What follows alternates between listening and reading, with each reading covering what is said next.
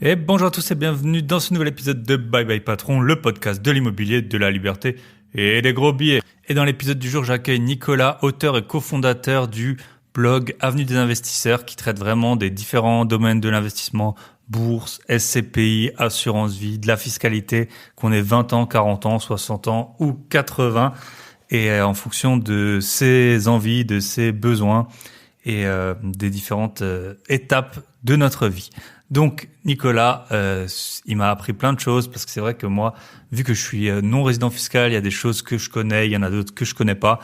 Et puis bien sûr, on peut pas être sur tous les produits tout le temps. Il y a des produits qui sont plus adaptés en fonction de son parcours d'investisseur. Donc Nicolas, il va nous guider là-dessus. Avant, il avait été dans l'armée pendant 15 ans et il a pu dire bye bye colonel, notamment grâce à ses investissements. Je vais pas faire plus long dans l'introduction parce que l'épisode il est assez long. Il y avait vraiment matière à discuter. Je vous rappelle que vous pouvez partager cet épisode. Vous pouvez le noter sur Spotify ou Apple Podcast, mais vous pouvez surtout le partager. C'est un épisode là qui va être assez généraliste, qui va concerner vraiment de votre sœur à votre tante, votre grand-mère. Ça concerne tout le monde, donc partagez-le. Si c'est votre sœur, vous pouvez peut-être lui envoyer sur TikTok. Si c'est votre mère, vous pouvez lui envoyer par email ou par WhatsApp. Vous pouvez le mettre en story Instagram pour vos amis. Voilà. On est parti. On se retrouve avec Nicolas de l'autre côté. Jingle.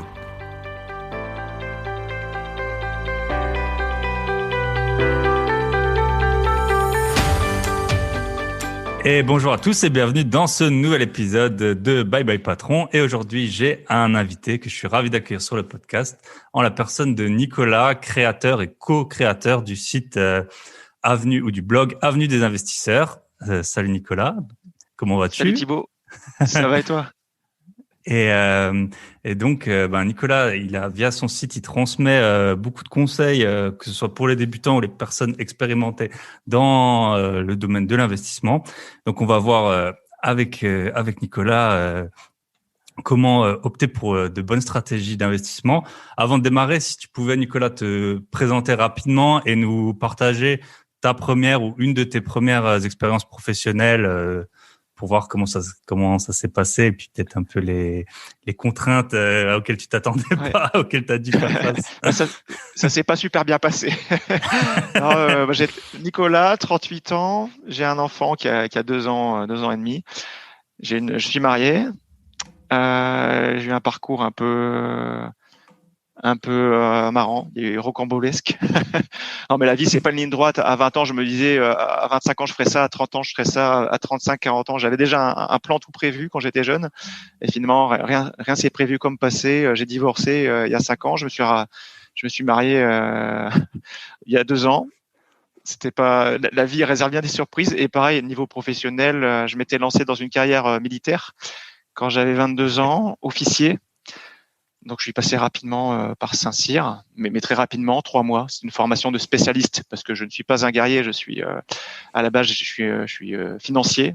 Donc, j'étais contrôleur de gestion dans l'armée. J'ai juste fait 3 mois entre guillemets de service militaire pour comprendre les bases de l'armée, savoir porter le treillis, connaître les grades et savoir un peu comment se comporter. Mais voilà, j'ai fait 15 ans donc dans l'armée. J'ai fini capitaine il y a 2 ans. J'ai quitté l'armée il y a 2 ans. Dans l'armée, j'ai commencé dans un régiment. J'étais responsable administratif et financier. Après, j'étais dans un village perdu dans la Haute-Marne. Après, j'ai fait une OPEX, c'est une opération extérieure pendant 6 mois en Côte d'Ivoire, à Abidjan. Là, c'était sympa, j'ai bien aimé parce qu'on pouvait, il y avait des conditions de vie agréables et franchement, c'était sympa parce que moi, j'avais droit à une villa avec, Ah, on appelle ça carrément. une nounou. Ouais, c'était cool. J'avais ma villa avec une nounou. Une Ah nounou, ouais. on appelait ça comme ça parce qu'à l'origine, c'était des femmes qui s'occupaient des enfants des couples. Les gens venaient en famille, les militaires venaient en famille à Abidjan dans le camp. Ils restaient 2-3 ans. Et donc, ils avaient une nounou qui s'occupait des enfants. Mais moi, j'y suis resté que 6 mois. J'avais ma nounou, mais c'était pas une nounou, j'étais pas un enfant. Mais c'était la dame qui s'occupait, qui tenait la maison, qui s'occupait de faire les repas et tout. Super sympa. Ok. Et, Et quand tu étais et contrôleur donc, de j'ai fait gestion, c'est quoi tu devais et là-bas, j'étais six tu devais mois, ouais, calculer. contrôleur de gestion. Bah là, on calculait, en fait, j'avais un budget annuel et il fallait pas le dépasser. Je crois que c'était 2 ou 3 millions d'euros. Et c'était pas pour tout dépenser, hein. C'était pas pour, je crois que c'était pour le carburant, c'était pour l'entretien des bâtiments, chauffage non, parce que c'était Côte d'Ivoire, il faisait plus de 40 degrés. Abidjan, ça C'était va. pour la clim. C'était Ouais. pour la clim, la Haute-Marne, c'était pour le chauffage, mais la Côte d'Ivoire, c'était pour la clim. Voilà, c'était Ok. un budget comme ça. C'était pas pour acheter des tanks, par exemple. Non, c'était Ouais, un budget de c'était. fonctionnement. Donc, Ok. je faisais le contrôle de gestion de ça. Et après, du coup, en Côte d'Ivoire, j'ai gagné bien ma vie parce que la solde opération extérieure, c'est x2 ou x2,5. Et c'est là que j'ai commencé à m'intéresser aux finances personnelles, à me dire comment je vais placer ce pognon, quoi. J'avais pas l'habitude de gagner 6 000 ou peut-être, ouais, c'était autour de 6 000 euros par mois. Et donc, je me disais, mais comment je vais placer ça? Là, j'ai dû commencer à m'intéresser au sujet. Après, je suis revenu en France, à Lille, 3-4 ans en état-major, contrôleur de gestion toujours. Et après, je suis parti à Paris à l'état-major, et là, toujours un poste de contrôleur de gestion. Et franchement, j'ai quitté parce que ça m'éclatait pas de contrôler les dépenses. Ça m'éclatait pas. Moi, ce que j'étais pas forcément, avec le recul, je me rends compte, j'étais pas super bon là-dedans parce que ça m'éclatait pas. Je faisais le job, hein, mais je faisais pas d'étincelles. Je me rends compte. Moi, j'étais plus fait pour faire travailler l'argent, pour investir, placer Pour l'argent. Si investir je que me serais pour éclaté, couper si les coûts, j'avais eu un quoi. budget, voilà, plutôt que de couper les coûts ou de surveiller les Mhm. coûts, je le faisais, mais ça m'éclatait moins. Je m'épanouis bien plus à avoir, je sais pas, s'ils m'avaient donné 1 milliard d'euros et à les investir, je me serais éclaté. Mais là, Ouais, j'avais c'est ça. 1 milliard d'euros à suivre. On suivait les dépenses et le but du jeu à la fin de l'année, c'est qu'on ait dépensé pile 1 milliard. Donc, quoi Ouais, qu'il c'est arrive, on dépensait 1 milliard. Donc, l'objectif, il était, dans tous les cas, je savais qu'à la fin de l'année, je serais à 1 milliard, quoi qu'il arrive, j'allais couper là ou là, mais dans tous les cas, je serais à 1 milliard. C'est beaucoup plus excitant, je trouve, d'avoir 1 milliard de budget, l'investir et d'avoir l'objectif d'avoir, je sais pas, 1,1 milliard ou 1,2 milliard à la fin de l'année. On sait pas où on sera et je trouve que c'est beaucoup plus excitant. Et c'est pour ça parce que que, du coup, ouais. s'il en manquait, enfin, admettons que vous ayez que dépensé 8 ou 900 millions, là, tu allais engager des projets de dépenses. Là, Mhm. on est embêté. Si on était qu'à 900 millions sur 1 milliard, c'est un peu gênant.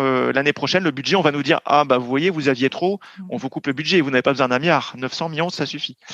Donc, en Ouais. fin d'année, on peut être amené à accélérer les dépenses et dire, ce projet qu'on pensait faire en 2022, on va un peu l'accélérer, on va le financer dès maintenant.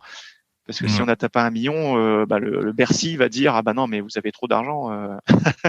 Donc non, c'était Ouais, une c'est ça qui gestion est qui était fou, saine, c'est ça. mais il fallait qu'on atteigne le budget qui était prévu. Et à l'inverse, si on allait trop vite dans le budget, fallait pas dépenser n'importe comment. C'est l'argent des citoyens et fallait Mhm. mettre le haut là. Mais il y avait pas trop de suspense. On savait Ouais. on atteindrait 1 milliard. Si on avait 1 milliard, fallait atteindre 1 milliard. Et le job, c'était de consister à atteindre cette cible, mais il fallait être efficient. Il fallait pas dépenser n'importe comment. Il fallait dépenser pour les bons projets. Forcément. Oui, Ouais. puis dans l'armée, il n'y a pas non plus trop de, quand on entend, il n'y a pas non plus trop de surplus d'argent dont on ne sait pas quoi faire, quoi. Visiblement, il y a quand même Ouais, non, il y avait des, toujours non, il y a des toujours des besoins. équipements ou des choses à mettre à jour. Non, on n'était pas super large, quoi. Et en plus, bah, du coup, quand tu étais en OPEX, tu dépensais rien, je suppose, ou très très peu, non? Oui, en OPEX, c'est pour ça que non seulement j'avais 2 fois plus de revenus, mais quasiment zéro dépense parce que en Afrique, en Côte d'Ivoire, c'était le franc CFA et 100 francs CFA, ou plus simple, 1000 francs CFA, ça fait 10 francs et 10 francs, c'est 1,50 €. C'est comme ça qu'on Hmm. comptait. C'est les anciens francs, en fait. Les francs CFA, c'est les anciens Ouais, francs c'est français. C'est ça. pas les francs français, c'est les anciens francs qu'ont connus nos grands-parents. Donc, 1000 Ouais. francs CFA, c'est 100 balles. Et non, c'est à 10 francs et c'est 1,50 €. Et Ok. Et avec ça, tu pouvais une acheter des bière, trucs. c'était Ouais. genre 100 francs CFA, ça faisait 15 centimes, quoi. Enfin, du coup, on Ah avait ouais. un pouvoir d'achat qui était énorme. Tu faisais un super repas pour l'équivalent de 5 euros et puis on pouvait pas sortir comme on voulait, etc. Donc on dépensait Oui, bien très sûr. peu. Ma nounou, c'était l'équivalent de 100 euros par mois. Et elle était très heureuse avec ça parce que c'était 2 ou 3 fois le salaire local. Donc, j'ai donné 100 euros par mois, même des bonus. Elle était super heureuse et elle bossait. Des fois, elle faisait la sieste même dans la maison. Donc, elle avait un rythme. Elle travaillait 2 fois moins que normalement si elle n'était pas Ouais. à notre service. Et elle était payée 2, 3 fois plus que. Donc non, le niveau de vie, il était top. On dépensait beaucoup moins et Hmm. on gagnait beaucoup plus. Donc c'est pour ça qu'on avait une capacité d'épargne qui était énorme. Et c'est là que je me suis intéressé au sujet. C'était en 2009. Ok. Ouais. Bah, c'est bien, du coup, tu as un bon recul. On va pouvoir parler de ça parce que c'est vrai que la bourse, par exemple, les gens, ils ont un peu du mal à se lancer, tu vois, et les premières années, tu as un peu, comment dire, enfin, tu sais, quand tu perds un tout petit peu, ça te met mal. C'est vrai que nous, enfin, je sais Ouais. pas comment est ton portefeuille, mais le mien, vu qu'il y a plein de plus-values latentes, même si demain, je sais pas, le portefeuille, il perd 10 000 euros. Bon, ça va pas te faire Ouais, plaisir, on mais s'en ça fout. fait moins mal que si tu viens de mettre, tu vois, même si tu as mis 10 000 et que tu es à moins 1 000, tu es là, pouah, j'aurais jamais dû Ouais. investir là-dedans. Donc là, si t'es depuis 2009, je suppose que en plus 2009, c'était un peu une bonne période pour rentrer. Donc, Ouais. Ouais, 2009, on avait subi le ouais, crack de 2007-2008, mais je suis pas rentré tout de suite en 2009. En fait, 2009, j'ai commencé tout doucement parce que moi, ok, mes produits que je connaissais à l'époque, j'étais vraiment au niveau zéro, hein. Pourtant, j'avais fait ouais. des études un peu en finance, comptabilité et contrôle de gestion, mais jamais on a abordé les finances perso. Donc moi, j'avais Ah, bien jamais sûr, ça entendu a aucun parler de rapport. Ouais. PEA, d'assurance vie. Ouais, ça n'a aucun rapport. Souvent, les gens font Mm, l'amalgame, mais vraiment, c'est comme si j'avais fait des études littéraires, quoi. J'avais mm. niveau zéro en finance perso, et mes parents ils m'ont jamais rien appris. J'avais juste un livret A et un PEL. Donc vraiment, 2009, je me suis intéressé au sujet, mais vraiment par la petite porte.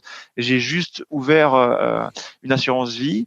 Et j'ai failli ouvrir n'importe quoi comme assurance vie. J'ai failli ouvrir la banque postale. Finalement, je me suis renseigné. J'ai ouvert une bonne, sans frais sur Ok. versement, peu de frais de gestion, des bonnes unités de compte. Et j'ai commencé comme ça timidement avec l'assurance vie. Et après, peut-être un an ou deux plus tard, j'ai commencé avec des unités de compte en assurance vie. Et je crois que c'est seulement en 2010 ou 2011, peut-être que j'ai ouvert mon PEA, mais toujours très timidement, avec juste 1000 euros. Et au début, en faisant un peu n'importe quoi, en achetant des actions à gauche et à droite, un peu au pif. Ma première action, je crois que j'ai eu beaucoup de bol. Il faut faire attention à pas confondre chance et talent. On pouvait se C'est dire, ah, mais ça. j'ai fait plus 30% sur page jaune, c'était page jaune. Et je me suis dit, putain, Ouais. je suis bon. J'ai acheté, je sais plus, genre à 7 euros, j'ai revendu à 10 euros. Et juste après que j'ai revendu, ça a chuté, mais vertigineux, ça a chuté en dessous d'un euro. Et je me suis dit, waouh, Ouais. mais je suis pas mauvais, j'ai vendu au. Mais non, avec le recul, je me dis que j'ai juste eu de la chance, quoi. J'ai juste C'est eu ça. une chance phénoménale d'acheter quand c'était bas et de vendre pile quand c'était quasiment le point haut, le plus haut ever. Mm. Mais en fait, c'était juste une question de chance parce que j'ai rien étudié. Et même si j'avais étudié un rapport ou fait de l'analyse technique, j'aurais peut-être vendu et je me serais dit, ah, c'est grâce à l'analyse technique. Mais non, c'était juste une question de chance avec le recul. Parce qu'après, j'ai continué à faire ça. Et après, j'ai pas eu de chance. Après, j'ai fait d'autres actions et Forcément, c'est ça. sur d'autres actions, je Comme me suis occasion. planté. Et là, bah, c'est le parcours classique. Après, je me dis non, mais en fait, j'ai Mm. pas de talent. Et en me renseignant, il y a quasiment personne qui est gagnant à long terme en investissant en stock picking. Ça s'appelle le stock picking. En fait, Mm. sélectionner ces actions en Surtout pas quand investissant tu comme ça, commences à les quasiment vendre. personne. En fait, c'est ça Hein. le gros biais, quoi. Quand tu commences à faire des allers-retours, c'est là où ça se passe mal en Ouais. général. Ah ouais, c'est encore plus dangereux quand tu fais de Ouais. l'achat-vente. Non, c'est hyper Ouais. casse-gueule. Et c'est pour ça, depuis, je suis passé aux trackers. J'ai découvert les fonds indiciels, les trackers. C'est-à-dire, j'achète directement un panier, le tracker Nasdaq, par exemple. J'achète toutes les actions du Mm. Nasdaq avec un seul ordre. C'est un panier. Et Mm. donc, je fais pas d'erreur de sélection de titres. Si Google ou Facebook se pète la gueule, je m'en fous. J'ai tous les autres titres du Nasdaq Ouais. qui compensent, quoi. Donc, c'est beaucoup moins casse-gueule et je fais plus d'achat de revente depuis des années. Maintenant, je fais juste des trackers long terme, passifs. Et c'est ce qui Et que marche par t'achètes. rapport à ceux Ouais. qui font du trading. Ouais, j'achète et je fais Mm. du buy and hold. J'achète et je conserve. Bête, Ouais. c'est bête et méchant, mais c'est ce qui fonctionne. C'est l'inverse de ce que font tous les traders, etc. Mais quand on regarde les statistiques, les gérants de fonds actifs, à 99% du temps, ils sont battus à long terme par les trackers, Par les trackers, ouais, bien par sûr. Madame Michu qui investit en trackers et qui attend. Mm. Donc, Ouais, on je dit suis aussi que humble. les morts, ils Ouais, sont meilleurs que les vivants, là. Enfin, je sais pas si t'as déjà vu ben c'est ça. des études, Ouais, des trucs comme j'ai vu ça. ça. Ouais, c'est les meilleurs investisseurs, c'est ceux qui sont morts ou c'est ceux qui ont perdu leur login pour se connecter. Eux, ils savent plus se Ouais. connecter, du coup, ils regardent pas, ils redécouvrent leur login 10 ans après, ils ont gagné un paquet de pognon, comme en crypto. Ouais. Le mec Ouais. qui a perdu sa clé d'accès, qui les retrouve 10 ans après sur son petit bout de papier, eh ben, c'est le mec qui a Mm. fait fois 10 000% ou fois 100 000%. Ouais. Tandis que s'il avait gardé son code tous les jours, il se serait connecté, arrivé à fois 2 ou fois 3, il aurait vendu en se disant, mais c'est génial, je fais fois 2. Et finalement, il aurait loupé une hausse énorme. Donc, ouais, les meilleurs investisseurs, c'est ceux qui sont passifs. Ils oublient leur code, Mm. et quelques années après, bah, quand ils ont besoin de pognon, ils vendent, mais C'est ça. ils ont pris une hausse phénoménale entre Ouais. temps. Ouais. Faut passif, faut pas être un excité quand on investit. Faut pas être un excité, un fou de la gâchette. Ouais. Et il faut être tranquille et voilà. On prend le Ouais, c'est pognon. ça, parce que nous, en fait, on parle souvent des pertes, Tu sais, des pertes, t'achètes, enfin, quand tu revends moins cher que tu as acheté, mais les plus grosses pertes, si on peut appeler ça des pertes, c'est en fait quand t'as pas laissé courir un gain, quand tu as une action Oui, qui a c'est un manque à explosé et qu'en gagner. fait, ouais, c'est ça généralement qui Les fait plus qu'un grosses pertes, c'est portefeuille, les manques à gagner. ouais. Et c'est vrai que là, j'ai lu un article il y a pas longtemps sur Tesla. Alors moi, moi, j'ai pas mal de TF, j'ai aussi des actions que j'ai choisies. Bon, après, c'est aussi un peu un passe-temps, hein, Mm. j'avoue. Et moi, par exemple, Tesla, ça fait hyper longtemps que je trouve que c'est beaucoup trop cher. Mais du coup, Ouais, si en fait, j'ai récupéré une partie de la performance via les ETF et j'ai lu des articles de ouais. beaucoup de gestionnaires de fonds actifs qui trouvent que c'est trop cher depuis longtemps, comme on le dit tous, hein. Ah oui, ils disent ça depuis Et en fait, 5 ans et du coup, ils ont perdu ouais, voilà. énormément. Et du coup, si tu compares le benchmark de l'indice à leur performance, vu Hein. qu'ils ont juste pas pris celle-là et qu'elle a fait, Ah oui, ils sont, je sais même pas combien, enfin des multiples à deux chiffres, ouais, ouais, ils sont du largement coup, perdants. ils sont largement perdants parce que pour un choix donc ça peut être à la fois un choix à l'achat qui peut te biaiser, mais aussi Hein. ne pas acheter en fait Bah une oui. action à laquelle tu crois pas trop et C'est pour ça que tu achètes un tracker. En achetant le tracker, bah, tu as toutes Mm, les actions de l'indice, même mm. celles, a priori, tu parierais pas dessus, mais vaut mieux être sur tout parce qu'on ne sait jamais, il y a des surprises. Il faut pas se Ouais. couper parce que la plus grosse perte, c'est le manque à gagner. C'est ne pas investir, c'est ça la plus grosse perte. Parce que les marchés sont structurellement haussiers à long terme et depuis 5 ans ou 10 ans, il y a des gens qui disent c'est trop haut, j'achète pas. Et finalement, bah, ils ont un manque à gagner qui est énorme. C'est phénoménal. Et ça vaut pour tout. Ça vaut pour tous les actifs, les actions, l'immobilier, les cryptos. Depuis longtemps, ça fait qu'augmenter avec des baisses passagères, mais c'est toujours passager. Mm. Et après, ça redécolle. Et si t'as pas investi, bah, t'es le grand perdant de l'histoire. T'as raté le train. Ouais, T'as il y a raté le juste les train. salaires qui augmentent pas trop en fait quand on C'est regarde. ça. C'est pour ça que ouais, vaut mieux être un investisseur qu'un travailleur, parce que le Ouais, travailleur, tu gagnes pas plus de 20% par an. Tandis que l'investisseur, là, il s'est ok. bien gavé entre les actions, l'immobilier, les cryptos. Ouais, Ouais, c'est énorme. ouais, c'est ça. Je pense que, enfin, moi, je le dis toujours, vous n'êtes pas plus intelligent qu'un autre, ou alors ça sert à rien de l'être par rapport au marché. Là, Mm. si tu regardes depuis 2020, tu as des petites villes en France. Enfin, par exemple, tout le monde disait, ouais, Paris, c'est un truc sûr. Paris, ça, les prix, ils ont limite stagné, voire un peu baissé. Puis Ouais. tu as des villes, Limoges et tout ça, qui ont fait plus de 20%. Ah oui, T'as beau être c'est le incroyable. gars qui a le mieux étudié le marché, il y a rien qui explique Mm. qu'à Limoges, en un an, ça avait pris 20% et que Ah oui. depuis 10 ans, ça avait rien pris, tu vois. Personne, Enfin, personne n'aurait misé dessus. Quand on regarde les articles il y a un an ou deux, bah, tout le monde disait on va continuer le trend, à savoir les grandes villes vont continuer de progresser et les petites villes, la campagne, ça va régresser. hmm, Personne n'avait prévu ça, quoi. C'était impossible. Et il y a un an ou deux, on disait ah c'est le Covid, tous les prix immobiliers vont baisser.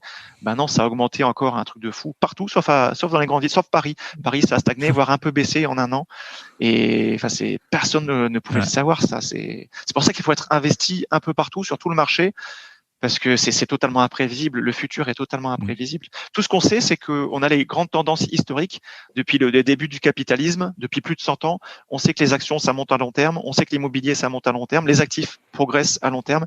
C'est tout ce qu'on sait. Et on sait que, grosso modo, les actions, c'est 7% par an, avec des hauts et des bas. Mais en moyenne annualisée, malgré les cracks qu'il y a eu régulièrement, c'est 7% par an. L'immobilier, c'est pareil. On sait que c'est plus 3, plus 4% par an. Voilà, mais on surfe sur la vague, une grosse tendance de fond, mais on n'essaye pas de choper les petites vaguelettes parce que ça, c'est totalement imprévisible. Exact. Et du coup, ta stratégie maintenant, ta stratégie d'investisseur, c'est laquelle? Bah moi, c'est Comment tu c'est gères tes d'être fonds? fainéant, c'est d'être passif, c'est Ok. d'avoir défini une allocation de base. Je me suis dit, vu que j'ai maintenant à mon âge, j'ai acheté ma résidence principale il y a un an, je suis posé. Donc, je redéfinis mon allocation patrimoniale, à savoir, je veux dans mon patrimoine toujours 10% de fonds euros. Alors c'est pas ça tout à fait, hein, mes Mm. chiffres, c'est 20%. Il faut que je relise mon Excel. J'ai un Excel, tout est. En fait, ouais, je recommande à tout le monde d'avoir un Excel et d'écrire noir sur blanc sa stratégie pour ne pas oublier. Et moi, tous les mois, je fais mon bilan et je regarde si je colle à mon allocation patrimoniale.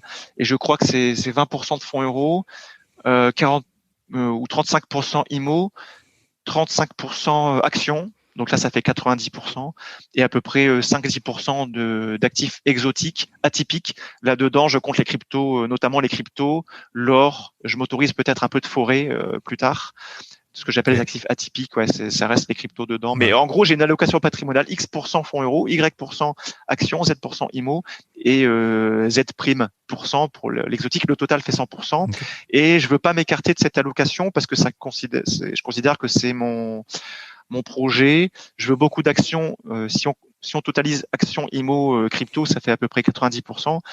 Parce que j'investis à long terme et donc je veux choper les marchés qui sont les plus rentables à long terme. Mais il y a 10 ans, je voulais préparer mon apport immobilier.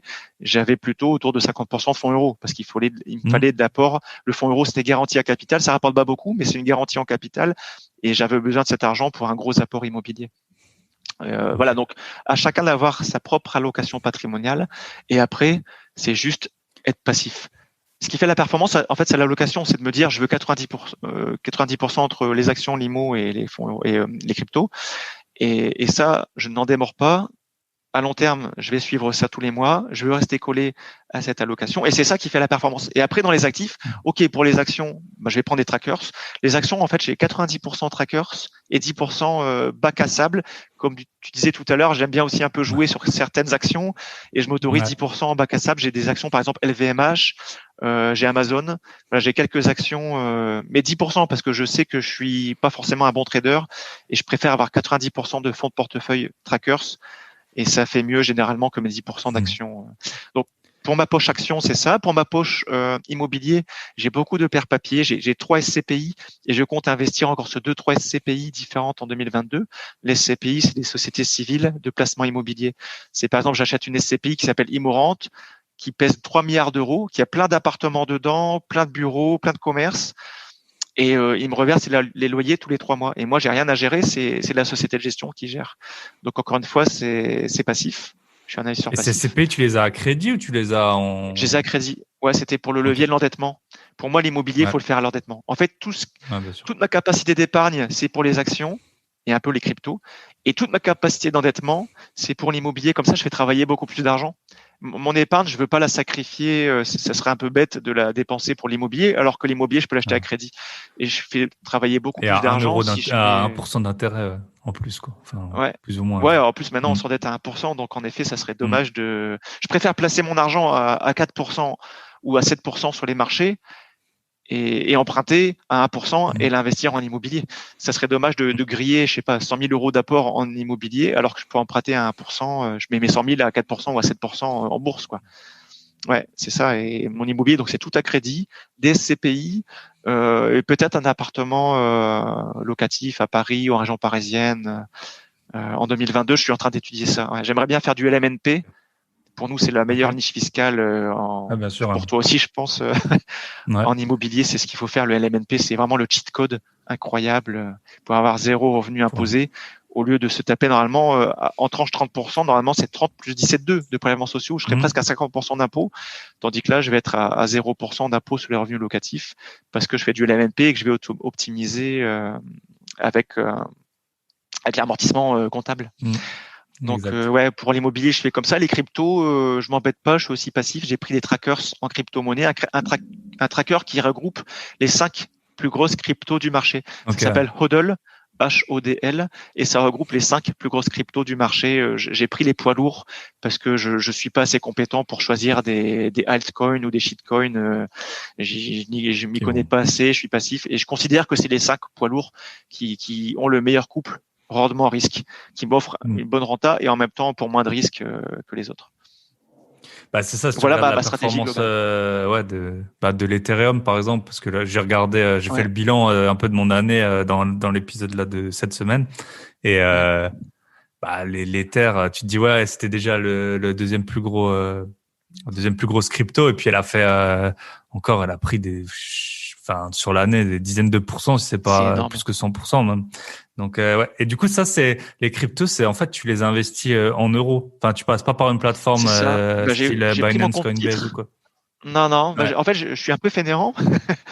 Je suis vraiment l'investisseur fainéant en fait. Moi c'est pour ça que j'aime bien investir en fait. À la base je suis un fainéant et j'aime pas travailler pour l'argent. J'aime que l'argent travaille pour moi. Et c'est pas moi qui travaille pour l'argent, c'est l'argent qui travaille pour moi. C'est pour ça que je suis vraiment fait parce qu'on l'a pas dit, toi pour l'instant t'as dit bye bye colonel, quoi. Enfin, Ouais, c'est ça. Bye bye mon colonel. Et il y a 2 ans. Voilà. Et c'était pas bye bye patron, c'était bye bye mon colonel. Ouais. Et voilà, maintenant je vis parce que j'avais mes investissements de côté pendant 15 ans. J'ai beaucoup épargné et beaucoup investi. Donc j'ai une bonne assise financière. Et puis mon site, on a 150 000 visiteurs par mois. Ça marche bien. Avenue des investisseurs, ça marche bien. On a beaucoup de visites. Et les gens, quand ils demandent des questions, nous on fait pas de conseils, on fait de l'éducation. Quand ils demandent du conseil, on les oriente vers un partenaire CGP. Et on a des rétrocommissions. Voilà, on ne ment pas là-dessus. On est clair. On a des rétrocommissions du CGP, mais c'est un bon conseiller. CGP, c'est un conseiller en gestion de patrimoine. On a choisi un bon qui ne va pas vous dire prenez du Pinel ou prenez de l'assurance vie d'OB. Non, il recommande. Il fait surtout du conseil, du bon conseil juridique et fiscal. Et s'il vend des produits, il va pas vendre sur le Pinel avec 5% de commission ou des trucs. Ouais. Il va vraiment voir dans l'intérêt de l'épargnant.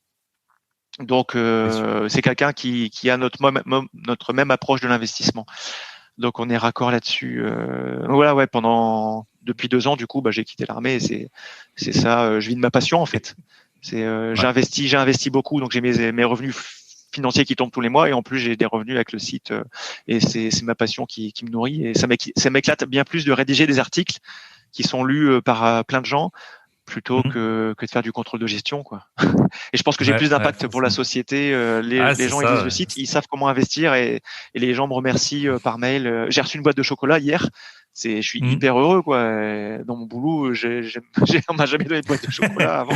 C'est bien, t'as respecté les 1 milliard d'euros, t'as le droit à une boîte de. Bah non, j'avais juste une tape sur l'épaule et puis j'étais bloqué capitaine, quoi. Dans tous les cas, j'allais pas monter plus haut, je pense. Donc là, tandis que là, les gens, Rita hier, je sais pas si elle écoute, mais merci Rita, j'ai reçu la boîte de chocolat hier. Je t'ai remercié par mail d'ailleurs, mais et voilà, c'est super.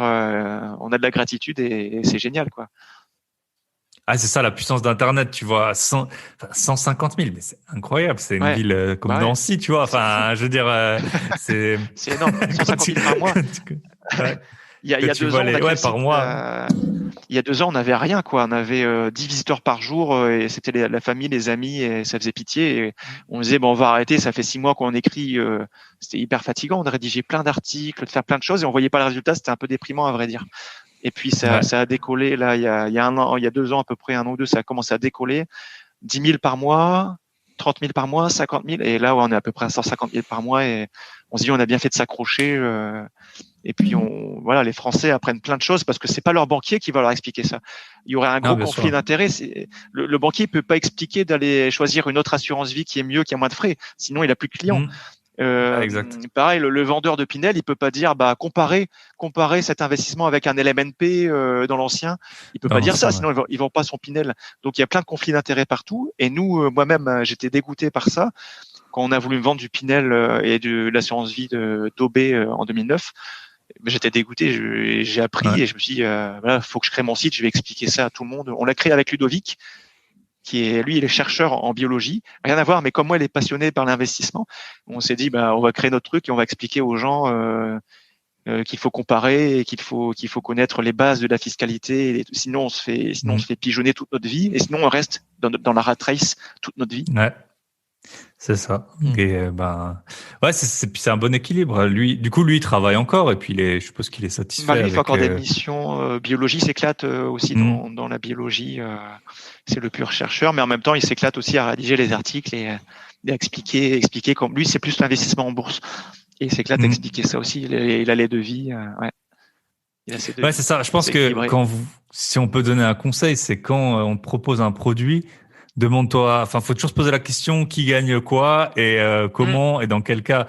Et c'est là où tu peux savoir si le conseil il est transparent et les gens c'est normal qu'ils en vivent. Après moi j'étais faut pas hier. Exagérer, quoi. Ouais. J'étais hier à ma banque, à une des banques où je suis parce que je dois racheter un crédit, c'est un peu compliqué. Et en gros la banque elle me demande de nantir c'est pas énorme, c'est un petit pourcentage du 10%, je crois même pas en assurance vie. Du crédit. Et du crédit, pour avoir le crédit.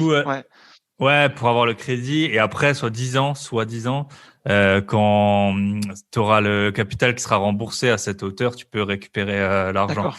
Et bon, moi, je veux les fonds, tu vois. Donc, en gros, elle me propose ces trucs. Tu sais, elle commence un peu à essayer de m'expliquer la vie. Moi, je veux juste les fonds pour Ouais, c'est mon un peu le emprunt, tu chantage vois. Et c'est classique. très bien. Enfin, pour moi, c'est l'assurance vie que je vais mettre là-bas. Ça va faire 0, tu vois. Ouais. Mais Tu mine de sais que t'es rien, perdant, ouais, mine de rien, il m'avait déjà fait souscrire un truc comme ça. Mais coup de chance en 2020 et ça a fait Hum. plus 48%. J'ai vu Ah ma oui. montre hier. C'était Et quoi? Mais ben, là, je pense que c'était un c'est pas le fonds. talent, je pense que c'est la chance. Non, non, c'était des unités de compte equity américaines et je pense Ouais. que le crédit, je l'ai signé aux alentours. C'était en mars 2020, tu vois. Donc je pense quand la bourse elle D'accord. avait déjà baissé, coup Ah, de ah ouais, c'est chance un coup de quoi. chance Et phénoménal, ça arrive au pile coup de mot. chance, le truc qui arrive Et le mec, il jamais. va dire, vous voyez, comme je suis bon, je vous ai permis de faire plus 48%. Ben alors, Ouais, c'est ouais, c'est juste qu'il est ça. tombé au bon endroit au bon moment. C'est une chance phénoménale. Et pour un cas comme toi, il y a 10 000 cas qui se sont faits. C'est clair. Ouais, Mais bon, du coup, j'ai signé ces papiers. Moi, je voulais juste les fonds, tu vois. Et puis, je me dis, bon, ben voilà, ouais, l'argent, il est c'est, bloqué. C'est comme un apport, en fait. C'est la même chose. Enfin, ouais. Ouais, faut jouer je le commence à game. avoir pas De mal de temps en temps, biens. Et on sait puis, que le produit est pourri, tu sais que l'assurance vie est pourrie, mais tu vas jouer le game en disant, bon, ok, je vais lui faire plaisir pour avoir mon crédit, je vais lui faire plaisir, je vais Mhm. lui céder ça. Je sais que j'ai un manque à gagner parce que c'est pas terrible, cette assurance vie, mais je vais lui céder ça pour Mhm. lui faire plaisir. Et puis, tu prends le crédit et puis tout le reste, t'investiras ailleurs. Ouais, c'est ça. Ouais, c'est classique. Exact. Ok. Bah, du Mais au coup, moins, en fait, je t'es voulais voir conscient du avec. truc. Ouais, c'est ça. Moi, je suis conscient. Bah, du coup, je voulais voir avec toi. Donc, sur votre site, vous faites. C'est quoi les principales thématiques? Assurance vie, je suppose, banque en ligne, Oui. bourse. Il Alors, y a ouais, d'autres on a, en thématiques? fait, le site, il est un peu conçu comme un livre que tu Mhm. vas lire dans l'ordre des pages pour acquérir les bases progressivement. Il faut lire dans l'ordre. Tu vas pas apprendre à optimiser une holding avant de savoir ce que c'est les intérêts composés ou avant de savoir ce que c'est l'assurance vie. Tu vois, tu as vraiment un Ok. apprentissage qui est progressif et on a raisonné par étapes. Pour nous, il y a 6 étapes. La première étape, c'est de lire le guide de l'épargnant qui t'explique les bases, qui t'explique ce que c'est un rendement, ce que c'est le risque, comment on mesure le risque, la volatilité, le risque de liquidité. Quand tu investis quelque part, est-ce que c'est liquide? Est-ce que tu peux retirer dès le lendemain ou est-ce que c'est très long à Mhm. retirer son argent? Ça, c'est pour tout investissement, il faut se demander quelle est la liquidité. Ça vaut pour l'immobilier ou les actions ou tous les investissements. Donc, on explique vraiment les bases, les critères, rendement, risque, liquidité, les intérêts composés. Voilà, donc c'est le guide déjà à lire. Et après, on explique déjà, il faut avoir aussi une bonne banque pour le compte courant et la carte bancaire. Prenez une banque en ligne qui vous embêtera pas à vendre des produits d'épargne daubés. Prenez juste un compte courant, une carte bancaire, c'est gratuit en banque en ligne. Donc, on a un comparatif des banques en ligne et qui aussi permettent d'avoir des bons crédits immobiliers. S'il y a besoin pour vos opérations futures, c'est des bonnes banques qui permettent des crédits immobiliers à des taux. J'ai vu des taux de 0,70 ou 0,80% sur 20 ans. Il y a des super taux en banque en ligne. Et après, l'étape Ok. suivante, c'est l'étape 3. Bah là, on ouvre une ou plusieurs assurances vie. On explique pourquoi l'assurance vie, ça fait un peu le produit de papy. Mais en fait, non, l'assurance vie, c'est un produit d'épargne. Et dessus, tu peux tout faire. Tu peux épargner en fonds euros pour la garantie parce que tu as besoin un peu, même si c'est rémunéré que 1 ou 2% par an, c'est pas beaucoup, mais tu as besoin d'un produit sécurisé pour être là. Quand tu as besoin de récupérer du pognon pour investir en bourse ou en crypto, bah c'est sur le fonds euro que tu vas le prendre. Ou si tu as besoin de pognon pour investir, pour acheter de l'immobilier et ta banque te demande C'est ça. 10% d'apport, tu vas pas vendre tes actions. Les actions, c'est du long terme, tu vas plutôt récupérer sur ton fonds euro. Donc voilà, on explique, prenez l'assurance vie. Dedans, vous avez du fonds euro, vous avez des unités de compte comme, comme des Unité SCPI. de J'en compte, ai c'est de parlé la tout à l'heure des bourse, en fait. SCPI. Enfin, Voilà, alors soit, en fait, les unités de compte, c'est tout ce qui n'est pas fonds euros. C'est-à-dire, c'est des fonds ok. d'investissement qui peuvent être des fonds d'investissement en bourse, comme les trackers, ou des fonds classiques, actifs, ou ça peut être des SCPI. J'ai des assurances vie, dedans, j'ai des trackers et des SCPI. Et Ok. une autre assurance vie, j'ai que du fonds euro. J'ai pris plusieurs assurances vie pour différents projets. En fait, j'ai une assurance vie qui est 100% fonds euro. C'est ma réserve si j'ai besoin de taper dedans pour un investissement immobilier ou pour dépenser, pour acheter une voiture ou je sais pas quoi, je tape dedans. Et mes autres assurances vie, c'est du long terme. J'ai des trackers, des SCPI. Et voilà, l'assurance vie, c'est génial parce qu'après les 8 ans, tu retires et t'as pas d'impôt sur le revenu.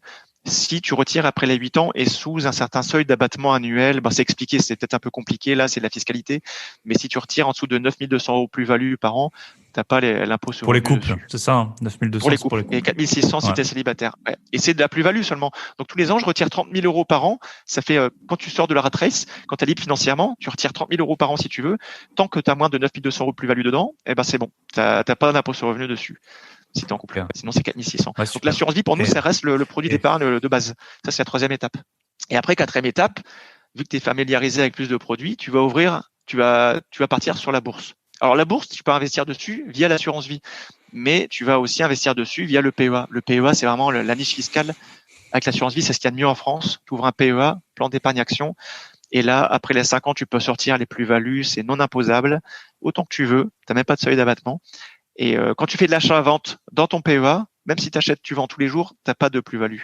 Enfin, tu as tes plus-values si tu veux, mais elles sont non imposables. Donc, ça capitalise à fond, c'est génial. c'est complètement hermétique en fait. Enfin, c'est un Voilà, peu. c'est une enveloppe hermétique. Ouais. Comme l'assurance vie. Et, et juste pour parce que moi les SCPI j'en ai pas. Donc en fait toi là ça pose pas de problème. C'est la banque qui te propose parce que les SCPI si tu les as en nu, on retombe sur si t'as 30% de tranche marginale, donc on retombe sur les 47% d'impôt. Ouais, Du les coup, SCPI, il y a plusieurs montages différents. Ouais. il y en a qui Nous, les mettent dans des SCI à l'IS, j'ai déjà lu, mais c'est à peu c'est près, c'est un peu possible. compliqué, tout le monde, les banques. Ouais. Bah, si l'IS, du coup, t'es pas l'IR, t'es pas un impôt sur le revenu, c'est pas ta Ouais, du coup, TMI qui compte, c'est ouais, l'impôt sur la société. Tu es à 15%, ou 15 ou 25 selon le ouais, bénéfice, mais si tu as moins de 38 000 euros de bénéfice annuel, c'est 15% seulement, plutôt que de te prendre l'IR plus les les 47, 17,2% de ouais. prélèvements sociaux. Donc ça peut être un montage possible, mais là, faut Mais faut après, des là, c'est centaines de milliers compliqué d'avoir d'euros. les financements. Enfin, ouais. Ouais, Et du coup, faut dans avoir l'assurance vie, là, c'est plus les reins simple. solides. L'assurance vie, c'est plus simple parce que tu peux investir à partir de 100 euros dessus sur tes SCPI. Et du coup, c'est la fiscalité de l'assurance vie. T'es pas imposé Ok. Donc là, c'est revenu foncier. 17% au bout de 8 ans. T'es imposé, C'est c'est ça? ça, 17,2 après les 8 ans. T'as pas d'impôt sur le revenu, mais t'as toujours les prélèvements sociaux. Donc c'est 17,2. Et tant que tu vends pas, même si tu touches les revenus des SCPI, t'as pas d'impôt. Contrairement hors assurance vie, tu auras les impôts dès que tu les touches. Tandis que là, en assurance vie, Ok. pendant toute la vie d'assurance vie, tant que tu touches les revenus, t'as pas d'impôt. Et quand tu sors, si tu peux sortir avant 8 ans. Dans ce cas-là, c'est 30%, tout compris. Et si tu sors Flat après les tax. 8 ans, c'est juste la flat tax, c'est juste les 17,2 des prélèvements sociaux. Et donc, Ok. c'est mieux que en dehors de l'assurance vie. Mais en dehors de l'assurance vie, l'avantage, c'est que tu peux prendre un crédit immobilier dessus. Donc, tu as l'effet levier. En assurance vie, non, tu vas pas prendre un crédit immobilier. Ah, ok, ça, tu peux pas, ouais, C'est c'était ça ça le ma question. truc. Tu peux pas avoir d'emprunt pour Non, les CPI non, c'est dommage. Ouais. en assurance vie. Donc, en fait, avec ta capacité d'épargne, tu investis dans, dans l'assurance vie, surtout si tu es en tranche 45% ou 41% de tranche marginale d'imposition. Et avec ta capacité d'endettement, tu investis en immobilier SCPI en dehors de l'assurance vie pour avoir l'effet levier. Et puis, comme les revenus fonciers, bah là, tu peux déduire les intérêts d'emprunt de l'emprunt de tes revenus fonciers. Emprunt de la Et SCI. sinon, tu peux acheter aussi en nue propriété les SCPI. Comme ça, tu n'as pas de revenus, donc pas d'impôt. Tu achètes en nue propriété, donc tu n'as pas les revenus. C'est l'usufruitier qui a les revenus. Toi, tu n'as pas les revenus, mais tu n'as pas l'impôt dessus. Et du coup, pour la même somme, admettons pour 100 000 euros, tu achètes bien plus de parts. Tu achètes 30 ou 40% de plus de parts parce que l'achat, il est moins cher. C'est décoté quand tu achètes en nue propriété. Tu achètes beaucoup plus de parts. Et du coup, à la fin de ta nue propriété, quand tu retrouves la pleine propriété, alors ça, c'est à voir au cas par cas. Parfois, c'est 5 ans, 8 ans, 10 ans, 12 ans, c'est à voir. Tu choisis en fonction, tu optimises en fonction de ta situation, mais tu récupères la pleine propriété et là, tu as les revenus à plein régime parce que tu as beaucoup plus de parts pour la même somme investie. Ouais. Et peut-être que tu seras retraité d'ici là avec une TMI plus basse. Donc, tu vois, tu as plusieurs montages. C'est intelligent de faire la nue propriété quand tu es à 5 ans ou 10 ans de la retraite et tu sais que ta TMI, elle va baisser et que tu sais dans l'immédiat, tu n'as pas besoin de revenus. Bah, tu vas pas prendre des impôts élevés alors que tu n'as pas besoin des revenus, quoi. Tu vas acheter plus pour la même somme et tu en profiteras dans 5-10 ans quand tu seras avec une TMI plus basse. Tu as ce montage-là. Sinon, tu peux aussi prendre des SCPI étrangères et qui ont une fiscalité, c'est sans doute le mieux à faire, qui ont une fiscalité qui est moins élevée, les SCPI étrangères. Là, Les Allemandes, c'est connu, non? Souvent, les les gens, ils Allemandes, ouais, prennent t'as des Novapierre systèmes. Allemagne, par exemple. Ouais, il y a beaucoup Ouais. de SCPI qui investissent sur l'Allemagne ou les Pays-Bas ou l'Espagne. Et du coup, bah là, moi, j'en ai aussi un peu. Et là, c'est beaucoup moins imposé. Là, c'est un super cheat code. Et là, même sans prendre en nue propriété, hein, même en pleine propriété, t'es beaucoup moins imposé parce que la formule, je crois que c'est ta TMI moins ton taux moyen. Par exemple, moi, je suis en TMI 30 et j'ai un taux moyen de 16%. Donc, 30 moins 16, je suis imposé qu'à 14% dessus. Ok. C'est une formule comme ça qui est un peu bizarre. Je vois pas la justification, mais j'en profite. Hmm. Du coup, je suis Ah, beaucoup parce que moins les imposé. SCPI, c'est des immeubles. Et en fait, c'est ça, à la base, C'est ça. c'est C'est les immeubles l'immobilier en sous-jacent. général, ils sont taxés dans le pays de C'est l'immeuble et du pas revenu dans le foncier. pays où tu Et habites. ouais, c'est ça, c'est Ouais. dans le pays. Ouais, exactement. Ouais, c'est la fiscalité de base. Ouais, t'es balèze. Ouais, c'est ça. C'est la fiscalité internationale, ça. En fiscalité Ouais. internationale, c'est l'immeuble qui est imposé selon l'endroit où il est situé. Ouais, bien vu. Ok. Et du coup, je voulais voir avec toi, donc peut-être si tu pouvais nous décrire 3 stratégies que tu appliquerais à différents moments de la vie, donc peut-être à 20 ans, enfin quand tu commences à travailler, on va dire, Ouais. à 40 ans, quand tu as besoin d'acheter la Porsche pour la midlife crisis, là, enfin non, mais genre quand tu as 40 ans, que tu Certains prépares l'ont à vraiment ta 35 ans. retraite. Moi, je l'ai fait un peu plus tôt. Et puis peut-être Et puis à à 60 ans. 65, 70, ouais, ou 60, quand voilà, quand l'essentiel de Ouais, tes revenus et de ton patrimoine, il a été créé. d'accord. Donc on peut commencer à Ah oui, 20 ans. Qu'est-ce que tu ferais maintenant à 20 ans? Tu gagnes, je sais pas, tu as fait des études, tu gagnes 2500 euros par mois. Comment tu ouais. commencerais? Comment on fait? Juste pour revenir 2 secondes sur la question d'avant, là on est à la 4e étape, investir en bourse. 5e Ah ouais, étape, c'est pardon, ouais, investir dans excuse-moi. l'immobilier. Non, mais juste 2 secondes Ouais, en parenthèse. ouais, bien 5e sûr. étape, l'immobilier. Et là on explique déjà est-ce que c'est physique ou est-ce que c'est en papier? Les SCPI c'est du papier. Physique, bah, c'est acheter un appartement et tu te débrouilles, tu loues en meublé ou non meublé, etc. Tu compares les solutions. Et 6e étape, c'est un défiscaliser. Est-ce qu'il vaut mieux Ok. défiscaliser ou pas et comment on optimise fiscalement? Dans tous les cas, on optimise fiscalement avec l'assurance vie, le PEA, le LMNP. Ça, c'est des optimisations fiscales. Voilà les 6 étapes de notre site en fait à lire dans l'ordre. Mais ouais, pour revenir donc à Mm. la question, à 20 ans, qu'est-ce qu'on fait? Typiquement à 20 ans, tu débutes dans la vie, tu seras, t'es encore étudiant admettons tu sors des études à 22 ans ou 20 ans, peu Ouais. importe, et tu entres dans la vie active. Et là, j'en ai plein. Je fais des conférences aussi en école, en master 2, et on explique aux gens comment ils font quand ils entrent dans la vie active. Avec zéro connaissance, quand on sort de là, souvent j'ai même parfois des étudiants qui sont en HEC ou X ou des bonnes écoles, Mm. et ils me disent, je fais un cursus financier, mais j'ai aucune base. J'adore lire votre site parce que j'apprends ce qu'on m'apprend pas en cours, quoi. Mm. En cours, j'apprends des trucs hyper compliqués, des restructurations, des fusions-acquisitions, des trucs, mais j'apprends pas les bases et ça me fait marrer de voir ça, les jeunes qui m'écrivent, j'apprends les Ouais. bases grâce à vous. Mais c'est ça en fait, à 20 ans, 22 ans, bah on n'a pas les bases, on sait pas ce qu'il faut faire. Donc la chose à faire, c'est tu prends une feuille blanche et t'écris dessus quels sont mes objectifs court terme, moyen terme, long terme. À court terme, si je veux acheter une bagnole et si je veux louer un appartement et qu'il me faut 2 mois de caution, ben je sais qu'il me faut un apport et je vais mettre l'équivalent de 5 000 euros de côté, par exemple. Donc, il me faut Mm. 5 mois d'épargne de précaution, 5 000 euros en épargne de précaution à court terme. Donc, j'ouvre un livret A et je mets 5 000 euros sur le livret A. Après, le reste, du coup, j'en ai pas besoin à court terme, je vais l'investir à moyen terme, à long terme. Et je vais dire, bah, à moyen terme, dans 5 ans, je veux m'acheter un appartement, bah, il me faut un apport. Donc ça, je vais le mettre en fonds euros. Pour le moyen terme, ça rapportera plus que le livret A, c'est sécurisé. Et puis le livret, en plus, c'est plafonné à 29 000 euros, je crois, ou 21 000 euros, 21 950 euros, je 22 crois. 950, je crois. Hein. Ouais, Un truc 21 950 comme ou 22 ça. 950. Bref, c'est Ouais, ça, plafonné et du 22. coup, Mm. en tout cas, c'est pas rentable. Que ça soit 0,5 ou Mm. 0,80, ça rapporte rien. Ça change Bah, je vais rien, ouais. ouvrir une assurance vie. Dans tous les cas, j'ouvre une assurance vie et je mets ce que je veux sécuriser en fonds euros. Ça sera pour mon apport immobilier dans 3, 4, 5 ans. Ça, c'est du moyen terme. Et après, ce que j'ai investi à long terme, donc c'est la troisième catégorie, troisième colonne de ma feuille blanche, troisième colonne long terme. Qu'est-ce que j'en fais? Là, on va pouvoir s'amuser. On va aller sur les marchés qui rapportent à long terme. Et là, il faut faire du buy and hold. Là, il faut être passif à long terme. Qu'est-ce que je fais? Là, j'ai des actions. Donc, j'ouvre un PEA, je mets des trackers dedans. Tracker World, ça peut suffire.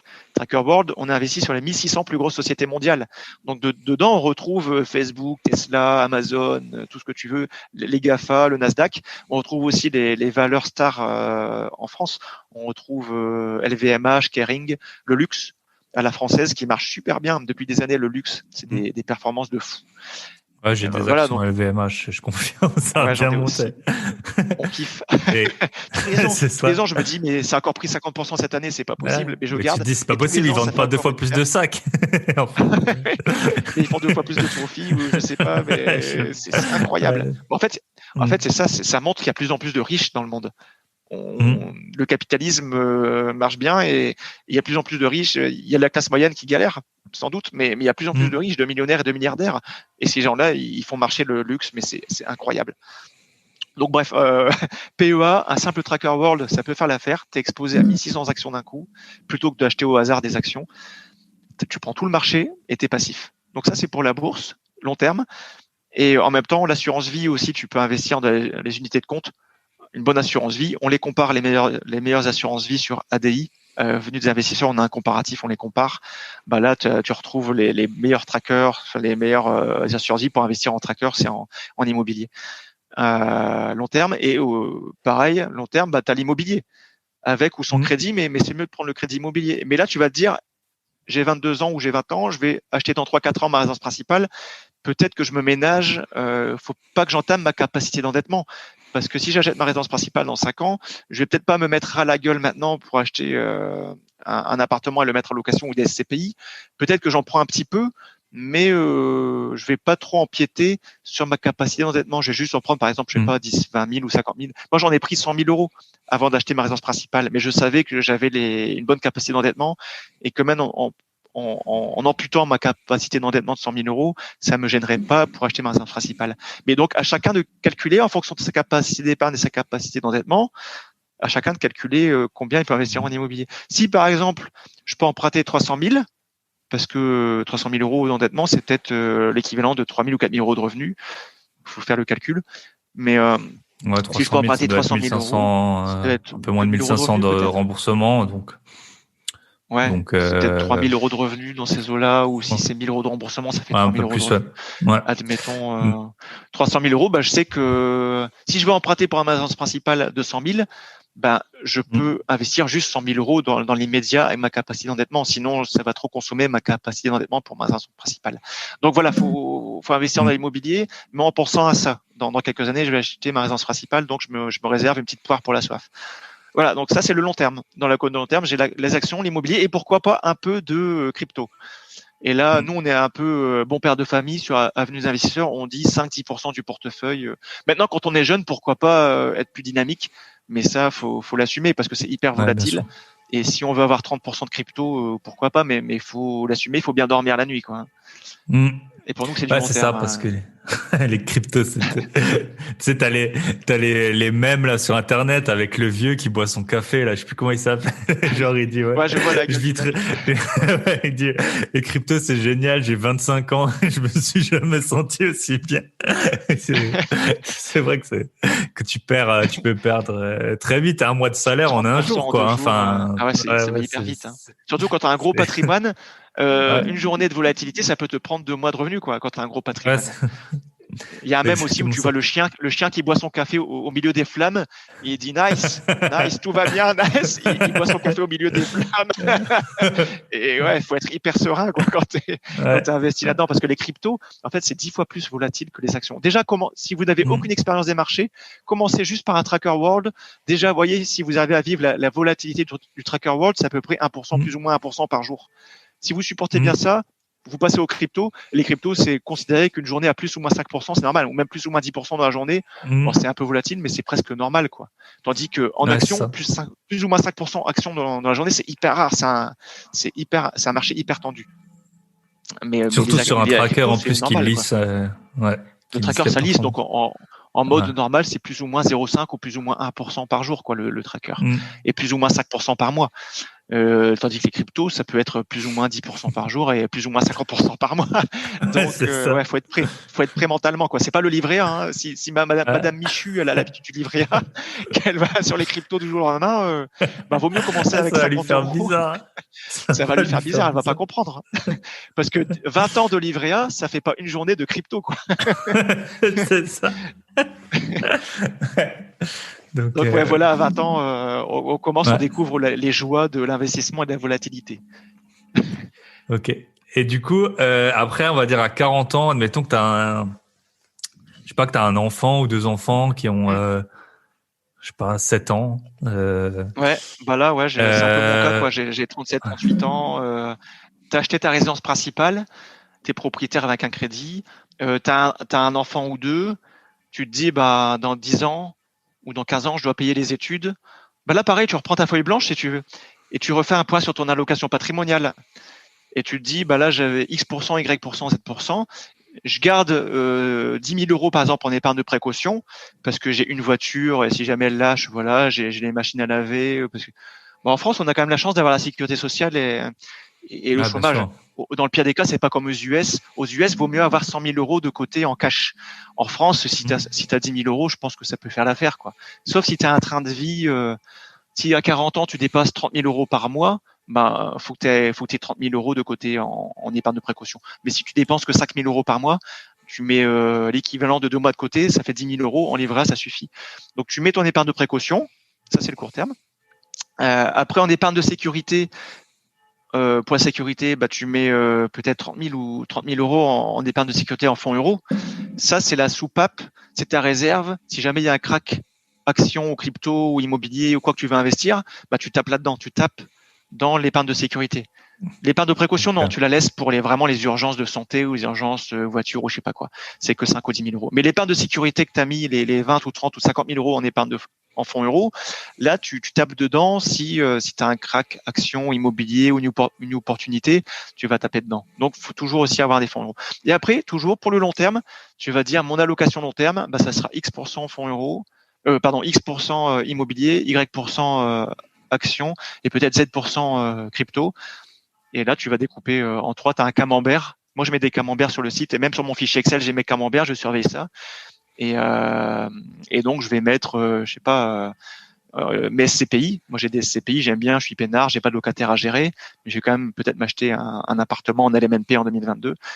Mais pas trop parce que c'est trop de boulot de gérer des locataires. J'ai déjà donné et ça m'a fatigué de les appels pour les problèmes de chiottes, pour, Ouais. pour écurer les chiottes ou je sais pas. Ça m'a vite saoulé.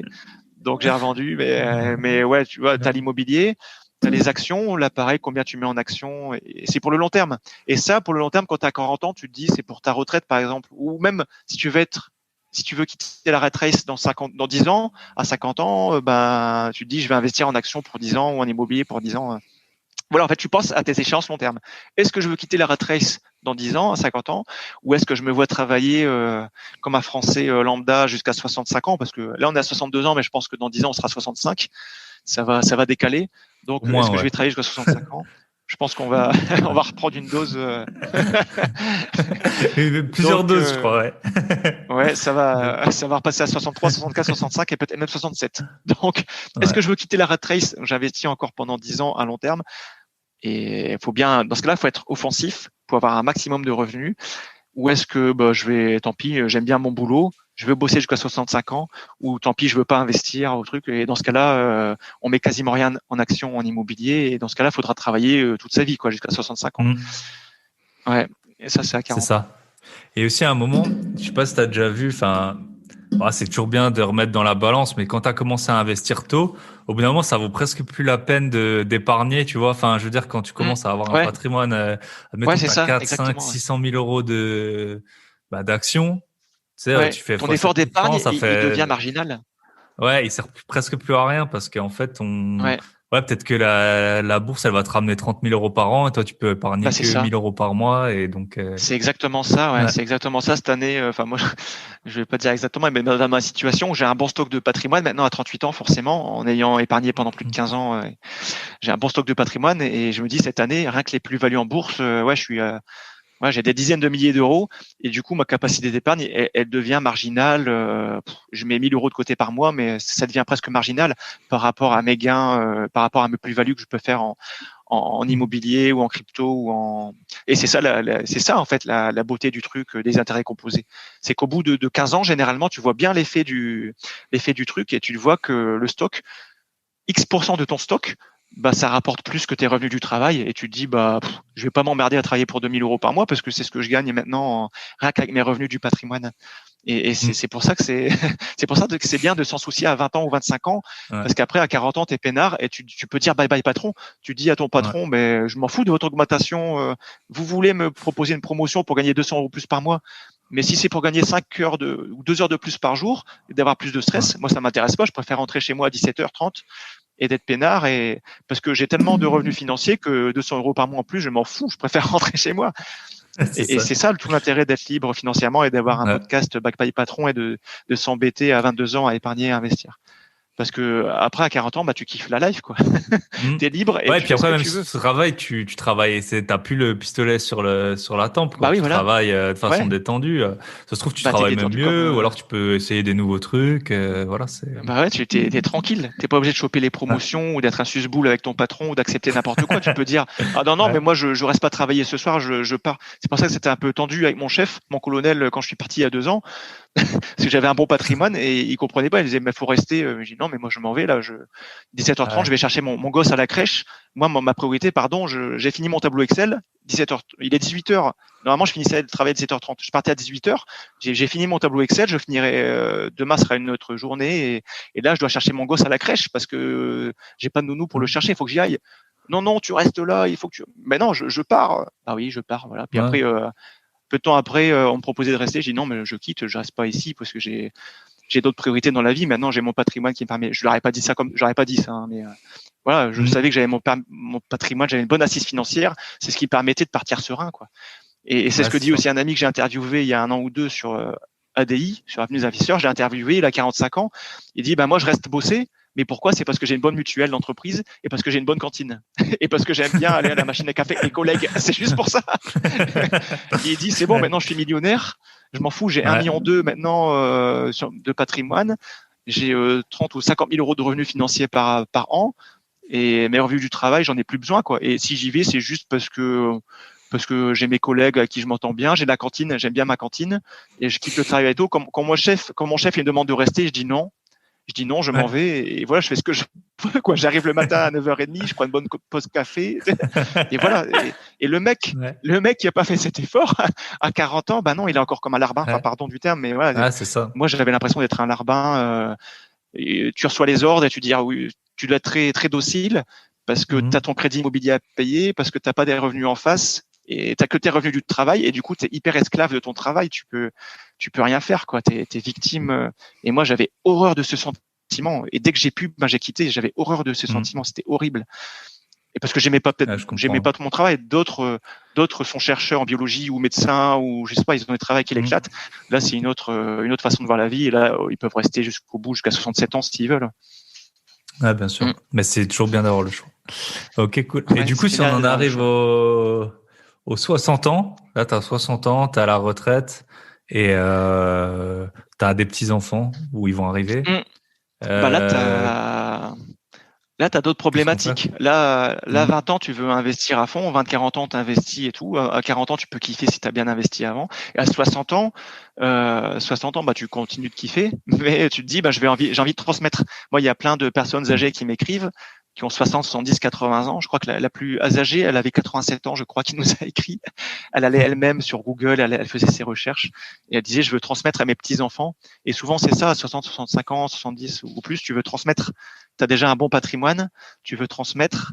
Et là, tu vas sur Avenue des Investisseurs et on a fait un tableau qui montre, et c'est incroyable, on peut transmettre à 2 enfants 2,5 millions sans impôt.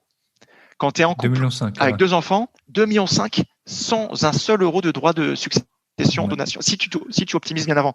À 60 ans, c'est un peu tard, mais si tu peux, à partir de 50 ans, si tu peux commencer à optimiser, 55 ans, si tu commences à optimiser, tu transmets jusqu'à ta mort 2,5 millions sans payer d'impôts. Parce que là, tu peux t'éclater, tu peux faire du démembrement de propriété, c'est-à-dire tu transmets à tes enfants la nue propriété, et toi, tu conserves la jouissance, donc tu continues de vivre dans ton appartement, tu continues de percevoir les loyers de tes appartements locatifs, sauf que tu as transmis la nue propriété à tes enfants. Ils ont juste les murs. Mais toi, tu t'en fous, tu as les revenus. Plus tu la transmets tôt, moins ça vaut, je suppose, c'est ça. Voilà, c'est ça. Entre 50 et 60 ans, la nue propriété vaut 50%. Donc, tu transmets un appartement de 400 000 euros, c'est comme si tu transmettais que 200 000. Et tu transmets 200 000, mais vu que tu es en couple, c'est comme si tu transmettais que 100 000 euros par personne Moi, je transmets 100 000, ma femme transmet 100 000. Et du coup, tu as zéro impôt parce qu'en France, tu peux transmettre 100 000 euros tous les 15 ans par enfant sans impôt. Donc, c'est même 800 000. J'ai fait un exemple sur mon site. C'est même 800 000 euros. Tu peux transmettre en nue propriété à 59 ans parce que ça fait 400 000 euros de nue propriété. Tu es en couple. Donc, ça fait 200 000 euros par tête, papa, maman. Et 200 000 euros, mais tu as 2 enfants. Donc, ça fait, Donc, ça fait 800 000 euros transmis directement sans impôt. Et après, tu t'amuses à faire des donations. Tu as 31 000 euros aussi tous les 15 ans de dons familiales, de sommes d'argent. Tu fais ça tous les 15 ans, par enfant, par an. Donc, ça fait, 31 000 fois 4. Ça fait plus de 120 000 euros. Tu t'amuses aussi à faire d'autres optimisations. L'assurance vie, tu peux mettre 152 000 euros dedans, transmis par bénéficiaire sans droit de succession. C'est énorme. Tu peux mettre n'importe qui. Tu peux mettre ton voisin, une association, ton chien, ton enfant. Tu mets qui tu veux et tu peux transmettre. Donc voilà, tu additionnes tout ça. Et les présents d'usage à Noël, Nouvel An, etc. Tu peux transmettre 1% de ton patrimoine par enfant. C'est un présent d'usage. Tu n'as même pas besoin de déclarer. C'est non déclarable, non imposable. Et donc, quand tu as 1 million d'euros, cool. Ouais. Ça fait 10 000. Donc quand tu as 1 million d'euros avec 2 enfants, tu donnes 10 000 euros par enfant à Noël. Et ben voilà, c'est bon, ça passe. Et ça, c'est une injustice. Si vos papis, mamies, ont 1 million d'euros de patrimoine et qu'ils vous ont pas filé 10 000 balles à Noël, allez, papy, file-moi 10 000 euros, c'est rien, vas-y. Fais-moi un petit chèque de 10 000. Ouais, parce qu'ils savent pas faire de virement, les papiers. Moi, ma mamie, elle m'a fait un chèque de 100 euros. Je l'ai sous les yeux, là, je l'ai pas encore encaissé, j'ai la flemme. J'ai un chèque de 100 euros pour Noël. Ils savent pas faire de virement. Donc, tu demandes un chèque. Allez, papy, fais-moi un chèque de 10 000.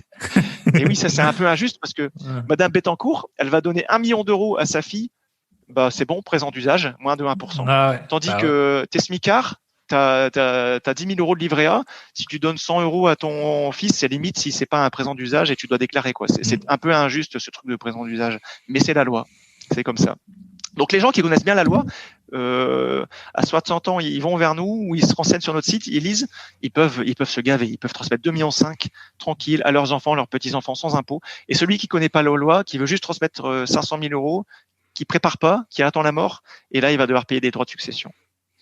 Super élevé. Donc c'est ça. Et puis c'est là qu'on voit que, parfois, tu sais, dans les discours politiques, c'est oui, en plus, t'es taxé quand tu meurs et tout. Les gens qui ont plus de 2,5 millions de patrimoine, ça, je pense que ça doit être moins de 1% des Français. Donc, c'est parfois, c'est un peu des fausses, des fausses idées. C'est des idées reçues. Mais moi, je pensais ça aussi. Hein.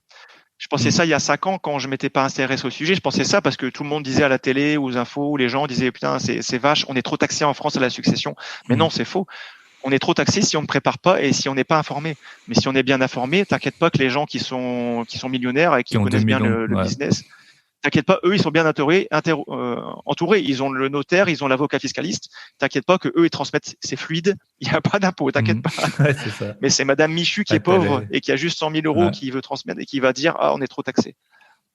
Ouais, je sais pas si tu l'as vu, je crois que c'est dans le film Vice, ça s'appelle sur le Dick Cheney, là, le vice-président de George Bush. Et en fait, ils veulent baisser les impôts, mais pour les gens qui ont, je sais plus, mais c'est des dizaines de millions de dollars de patrimoine. Et en fait, ils te montrent comment ils filment des groupes comme des sondés, quoi, enfin des groupes représentatifs, et ils leur tentent plein de propositions et ils voient quand est-ce que ça passe. Et alors ils trouvent le nom, l'impôt sur la mort, tu vois, pour réussir à faire passer la grosse déduction pour les 0,01%. Bah oui, c'est sûr. Vous voulez vraiment un impôt sur la mort encore et tout.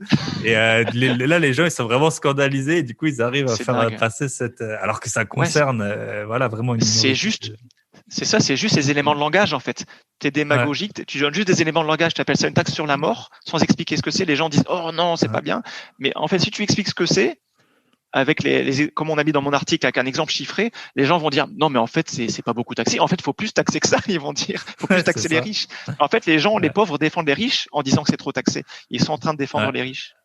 Mais ça, ils sont pas informés, ils le savent pas. C'est comme là, on a un bon. Alors bon, forcément, l'écologie et tout, c'est important. Mais là, maintenant, ils appellent dans les immeubles les passoires thermiques, en fait, qui concernent genre un tiers, si c'est pas plus, des logements en France, tu vois. Et ils ont trouvé le terme passoire thermique. Ah oui, c'est ça. Thermique, c'est juste sémantique. Ils trouvent un terme sémantique pour orienter. C'est le pouvoir des mots, ça. Ouais, pour qu'ensuite on aille faire des travaux dans tous les sens. Alors que ton logement, il est D, ou E, il est bien, tu consommes pas trop, Ouais. et on va dire que c'est une passoire thermique. C'est le E, ouais, c'est ça. E, c'est de la passoire thermique. Et alors là, si tu loues, t'es vraiment le marchand de sommeil et tout. Là, t'es un gangster et il faut te fusiller. Faut raser l'immeuble. Faut raser l'immeuble et tout construire. Ouais, non, Ok. c'est n'importe quoi. Il joue sur le pouvoir des mots pour faire Ouais. peur. Et en fait, quand tu creuses, ben non. En fait, il joue trop sur l'émotionnel. C'est ça. Il joue sur l'émotionnel au lieu de jouer sur le rationnel. Mais quand tu as Ouais, l'esprit exact. analytique, tu creuses le sujet et tu te rends compte que, ben non. Ouais, c'est ça, parce que moi, les passoires, alors, faut pas faire des prévisions, mais moi, je vais l'annoncer aujourd'hui, là, parce qu'en fait, les Hein, EFG, on pourra plus louer, augmenter les loyers à partir de 2034. Je suis sûr qu'il va y hein. avoir un moyen de un peu contourner ça ou de Ouais, se mais c'est pas dispenser, ou alors possible. ça va prendre des délais, parce ils veulent C'est pas rénover, je possible. sais pas, 7 millions de logements. Toi, t'arrives pas à C'est le avoir un mec tiers qui du fait un parc plat. peut-être immobilier français. Voilà. Ouais, c'est T'arrives pas pas à trouver possible, c'est pas quelqu'un pour réaliste. te poser une baie vitrée, mais soi-disant, en 3 ans, on va rénover tous les immeubles Non, ouais, c'est pas haussmanniens possible. à Paris, tu vois. Enfin, Non, ouais, c'est totalement irréaliste. En fait, c'est des trucs des magots pour faire plaisir, c'est des magots. Et après, ils vont mettre des rustines. Comme d'habitude, ils vont mettre des rustines. ouais, Ils vont dire, ah bah non, mais finalement, pour les E, c'est repoussé. Et pour les D, c'est encore plus repoussé. Et trucs. Voilà, ouais, c'est incroyable. Mais en fait, ce qui est très bien fait sur ton site là, quand tu parles des 6 étapes, et je pense c'est un bon conseil, c'est la fiscalité, c'est la sixième étape. Enfin, même ouais. si tu l'as construit, parce que combien de gens j'ai sur Instagram, dès que tu parles d'un Pinel, truc Pinel, qui peut Pinel. rapporter de l'argent, ah oui, t'as le Pinel, mais aussi, en fait, la première question des gens, c'est comment c'est taxé? Comment, tu vois, Ouais. là, j'ai une copine, Ouais, elle avant veut de se lancer savoir. vendre un peu des trucs sur Internet. Et elle me Ouais. dit, commence à être taxé. Je lui dis, mais commence par vendre, toi, Les tu gens t'as sont bien vu avec ton obsédés par site. l'impôt. Ouais, ton Ouais. site, t'as mis des mois ou des années à dégager les premiers revenus. Et Bah au ouais. début, tu vas pas créer une société à 2 000 euros si t'es pas sûr de vendre 300 € par an Bah oui, faut faire les choses dans l'ordre. de trucs. Ouais, voilà. C'est pour ça que nous on l'a mis en Et, dernière étape parce qu'effectivement en France les gens sont obsédés, obnubilés par la défisque. C'est pour ça que plein de gens investissent dans l'immobilier. D'abord ils disent quoi? Ils disent je veux défiscaliser dans l'immobilier. Mais non, ce que tu veux c'est investir dans l'immobilier, avoir ouais, de la pierre. C'est pas défiscaliser. Ce que tu veux c'est investir dans l'immobilier et après tu veux optimiser fiscalement. Et là tu ouais, vas comparer les dispositifs, tu vas comparer ton appartement, voir s'il vaut mieux le louer en nu ou en meublé LMNP ou en Pinel. Voilà, mais prends les choses dans le bon ordre. C'est pas je veux faire un Pinel et tout. Non, il faut prendre les ouais, choses c'est dans le ça. bon ordre. Les gens sont totalement et souvent ils font le raccourci. Ils disent pas je veux investir, c'est je veux défiscaliser. Mais non, ce que tu veux c'est Ouais, investir d'abord. ouais, C'est de faire un patrimoine. Ce que faut tu veux, voir. c'est de te faire un patrimoine et d'avoir des revenus. C'est pas Ouais. défiscaliser. Si tu veux défiscaliser, sinon tu travailles pas et tu as zéro impôt. Hein. C'est ça. Ou t'achètes un truc à 100, tu le revends à 10, t'inquiète, tu vas Bah pas oui, voilà. payer beaucoup d'impôts. Mais, mais ça, Ouais. ouais. Mon ex-belle-mère m'avait dit un truc et c'était totalement révélateur des Français. Elle m'avait dit, mon appartement, je l'ai vendu en moins-value. Et au lieu de me dire ah merde, sa première phrase c'était dire ah mais c'est génial comme ça t'as pas payé d'impôts. Mais je me suis dit oh là là mais ça c'est incroyable. Et là je me dis ça illustre vraiment la mentalité des Français. Je lui ai Ouais. dit mais moi j'aurais préféré faire une grosse plus-value et Bah, payer bien sûr. 30% d'impôts sur ma plus-value que de vendre à Ouais. perte et de pas faire. Et là ça illustre totalement en fait le problème des Français. Ils pensent pas à investir, ils pensent à défiscaliser. Ils sont prêts à Aux faire impôts. de perdre de l'argent plutôt que de payer de l'impôt sur un gain. Et c'est un gros C'est fou. problème en France. Ouais. Et nous, donc, on a mis ce truc en dernier parce que on prend le chose dans le bon ordre. Hmm. C'est incroyable. Les Américains raisonnent pas du tout comme ça. Ils investissent dans le business, ils font du pognon et après, bah, ils payent l'impôt. Mais ils Ouais. préfèrent faire un gros gain et payer l'impôt que faire une perte et pas payer d'impôt, quoi. Ouais, c'est ça. Enfin, tu te dis comment on en est arrivé? Qu'est-ce qu'on nous a Ouais, injecté, tu vois, dans la tête pour en c'est arriver là incroyable. tout de suite? Comment, ouais, Ok. ils ont juste faire lobotomiser, retourner le cerveau Bah ouais, mais pour. bah, on C'est est passé incroyable. par là également, hein. Ok. Bah, ouais, au début, c'est vrai qu'au Euh, début, je me suis fait avoir comme ça aussi. Je voulais juste défiscaliser quand j'y connaissais rien. Et après, j'ai appris. ouais. Donc voilà, c'est pour ça qu'on est là. Du coup, je pose toujours quelques questions à la fin. Parce que là, on en est à plus d'1 heure de Ouais, podcast, je pense, mais c'est super intéressant. On a traité on plein de tchatche là. sujets. Ouais, voilà. Quel est le meilleur conseil qu'on t'ait donné pour, peu importe hein, le domaine, mais Ouais. qu'est-ce que tu voudrais partager ou comme Bah, conseil c'est qu'on un peu t'ait ce qu'on a donné? dit. En fait, il faut jamais rien signer avant d'avoir pris du recul et comparé. C'est ce qu'on explique aussi sur notre site. Il y a 50 000 solutions. Quand vous investissez en assurance vie, par exemple, il faut savoir qu'il y a au moins 200 assurances vie sur le marché. Il n'y en a pas qu'une. Donc, quand votre banque dit signez mon assurance vie, comparez d'abord, parce que entre les frais sur versement en banque, c'est 4 ou 5% les frais sur versement. C'est-à-dire qu'une bonne assurance vie, en vrai, c'est 0% de frais sur versement. Ça change tout. On fait travailler beaucoup plus d'argent en investissant bien en assurance vie. Et les frais de gestion aussi, pareil, sont pas les mêmes. Et les bonnes assurances vie, il y a des trackers. Tandis que les mauvaises assurances vie, il n'y a pas de trackers. Il y a que des fonds qui font une mauvaise performance. Donc, comparez bien. Et l'immobilier, pareil. Si un vendeur de Pinel dit, achetez cet appartement, comparez. Moi, j'ai mis un comparatif sur mon site. Il y a un article qui compare un Pinel et un appartement ancien dans le même quartier. Et j'ai prouvé que finalement, l'appartement ancien n'était plus rentable. Malgré la défisque du Pinel, l'appartement ancien était plus rentable parce qu'on l'achetait beaucoup moins cher et qu'on peut le louer plus cher parce qu'il y a pas le plafond au Pinel, il y a un plafond par mètre carré. Et là, il n'y avait pas le plafond par mètre carré, on peut le louer plus cher. Et en plus, on achetait plus en surface pour le même prix et on revendait plus cher parce qu'on le neuf, on l'achète au prix du neuf et on le revend au prix de l'ancien. C'est ça. Tandis que l'ancien, on l'achète au prix de l'ancien, on le revend au prix de l'ancien. Donc voilà, j'ai prouvé par A plus B que même dans l'immobilier, il faut comparer. Un même appartement, on peut avoir un rendement totalement différent pour un même appartement si on choisit de louer en nu, en meublé ou en Pinel ou truc. Il faut comparer. Nous, on a là. Donc ça, c'est la leçon principale. On rachète là avec mon associé des anciens Pinel. On connaît quelqu'un qui en gère. Du coup, je sais pas, si c'est des Pinel, du Flot, Cellier. Je connais pas bien les. Ouais, je sais qu'il faut faire très attention. Et ils renomment, mais c'est toujours aussi pourri. Là, on a acheté 86 000 un appart. Il avait été payé en 2005 171 000. Wow, il leur restait 35 000 euros de. Tu vois l'hypothèque chez le notaire, combien il leur reste à payer. Il restait 35 000 euros à payer. Ouais. Oh là là, c'est horrible. Moins 50%, et le mec, il va quasiment rien avoir il va récupérer 20 000 euros alors qu'il a déboursé peut-être 200 000 euros pour rembourser le crédit entre les intérêts et le truc. C'est horrible. Mais c'est ça, c'est typique. C'est aussi des cas qu'on voit quasiment tous les jours. Quasiment toujours des gens qui nous écrivent. Mais ça, c'est le cas normal. Le cas normal de la défisque immobilière, c'est ça. Et il y a quand même 2 ou 3% de bons cas, mais c'est 2 ou 3% de défisque qui est intéressant. Je pense dans les villes chères, en région parisienne, peut-être où l'immobilier il a pris et tout ça, ça va. Ouais, Bordeaux ou Paris, là, ça a pu augmenter. Mais ça a augmenté beaucoup moins qu'un ancien. Si tu avais acheté un ancien, ça aurait été pareil. Voilà. Enfin, tu aurais pris encore. Voilà, l'ancien, il aurait augmenté encore plus vite. Ouais. Donc c'est nul dans tous les cas, quoi. C'est bien. Moi, j'aime bien passer derrière parce que c'est quand même des logements plus ou moins récents. Et c'est récent. En fait, c'est pas bien à acheter le Pinel, mais c'est bien à racheter en seconde main. Et c'est bien à louer. Moi, j'ai déjà loué ça aussi. J'étais plutôt bien dedans. C'est bien pour louer en tant que locataire, et c'est bien pour acheter en seconde main. Exact. Ouais.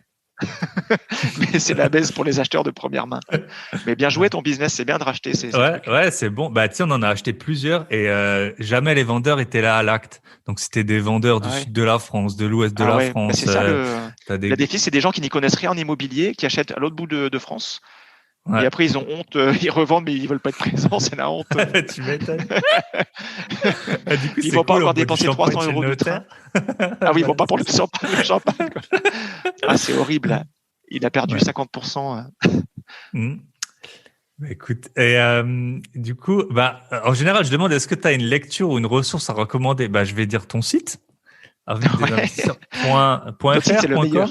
C'est le meilleur. C'est avenuedesinvestisseurs.fr. De toute façon, quand on tape dans Google, on tombe dessus. Meilleur site.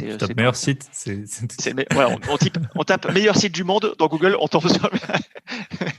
Non. Ouais. Et je sais pas, est-ce que tu as un livre, peut-être pas forcément, peut-être inspirant, peut-être pas tout pile dans le domaine. En fait, il y a un livre qu'on aime bien, désolé, c'est un concurrent à toi peut-être, mais c'est Daniel Vu qui a sorti un livre que j'ai bien aimé, qui s'appelle Comment investir dans l'immobilier, je crois, Daniel Vu. Et on l'a interviewé, ce mec, on l'a interviewé il y a un an, je trouve qu'il est génial, c'est un jeune dentiste qui a 27-28 ans, il s'ennuyait pendant le Covid. Il pouvait plus exercer pendant le Covid. Il a rédigé son livre et il raconte son expérience d'investisseur. Il a acheté déjà 3 ou 4 appartements en région parisienne et je trouve qu'il est hyper bien conçu. Son livre, il est très concret, très pratique. Comme ce qu'on fait sur notre site, on est hyper concret. On met des exemples, des chiffres, on explique vraiment tout.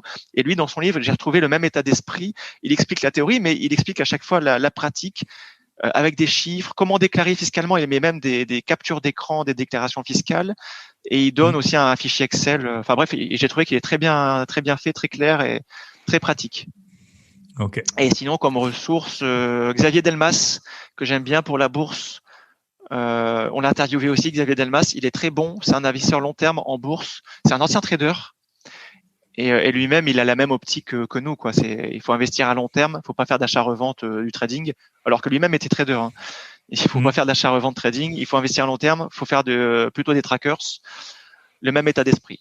C'est ce qui marche. Ok. Ça, c'est les deux bonnes ressources, selon moi. Ok, ben super. Et dernière question, est-ce que tu aurais un invité à me recommander sur le podcast que tu connais ou pas? Si tu le connais, c'est mieux. Mais sinon, quelqu'un... les deux que je viens de citer, justement, Xavier Delmas et Daniel Vu, je les connais. On a beaucoup discuté ensemble. Et si tu veux les inviter, je trouve qu'ils sont super inspirants, super intéressants et super bons tous les deux. C'est des vrais gens, des vrais praticiens. En fait, c'est ça ce que j'aime. Okay. Les praticiens, les gens qui ont vraiment investi. Parce que ouais, je vois toujours des gens, même en banque, hein, les conseillers en banque, ils disent de faire ça, mais ils ont jamais investi la plupart du temps. Même des agents IMO, hein, ils ont jamais fait des travaux, ils ont jamais. Voilà. C'est des rigolos. Pour moi, c'est des rigolos. Ces gens-là, c'est des théoriciens. Et ils ont rien à dire, ils n'y connaissent rien, c'est juste des théoriciens. Tandis que Daniel Vu, il a investi dans pas mal d'immobilier, et Xavier Delmas, il a plus de 20%, 20 ou 30 ans d'expérience, et même Xavier Delmas, il investit beaucoup en bourse, mais aussi en immobilier. Donc, tous les deux, je trouve qu'ils sont très intéressants. Je vais prendre contact, surtout la bourse, en fait, parce que des investisseurs immo, j'en ai déjà eu pas mal. La bourse, c'est assez compliqué de voir des gens qui sont solides, tu vois, parce que lui, sur Instagram, il y a beaucoup de rigolos. Tout le monde est sur son jet ski, ouais. Ok. Ça marche. Ouais, en bourse, il y a beaucoup de gens, ils s'amusent, tout le monde n'est pas sérieux, quoi. Il y a beaucoup de gens qui prennent ça pour du casino, ils achètent, vendent un peu n'importe quoi, et après ils disent aux autres de faire pareil, mais c'est statistiquement perdant. Donc nous, on recommande plutôt le passif et trackers, et ça, c'est ce qui est statistiquement gagnant sur le long terme. Ok. Ouais.